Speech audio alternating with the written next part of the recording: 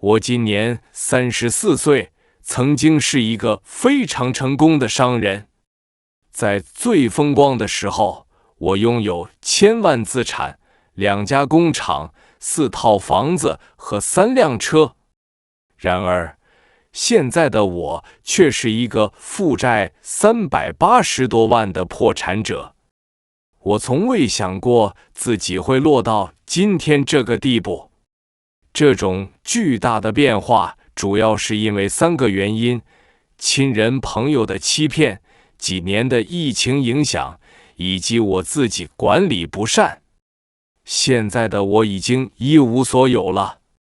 回想起来，在我最成功的时候，一顿商务饭局就能花1-2万元，我眼都不眨一下。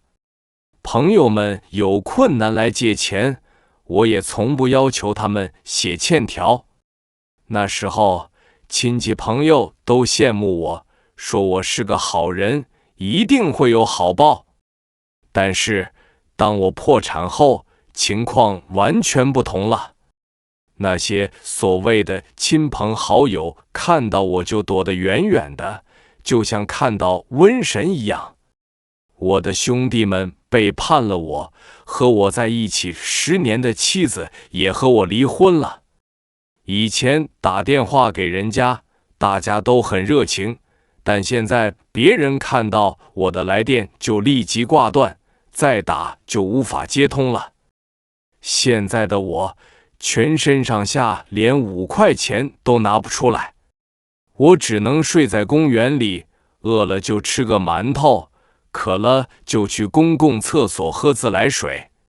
我试着给曾经帮助过的亲戚朋友打电话，但是连500元都接不到。我想对那些批评负债人的人说，如果你也经历过人生的低谷，你就会明白这种痛苦和绝望。现在我只能一个人躲在黑暗的角落里默默流泪，独自承受这种痛苦。生活变得非常艰难。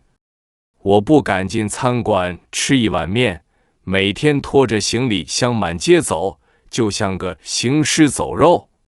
我的女儿想吃个汉堡，我都满足不了她。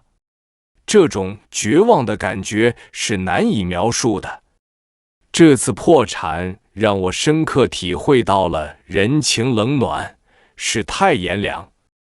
但是我不会放弃。我发誓，只要有机会，只要不违法，我一定会全力以赴。我要放下过去，从头开始。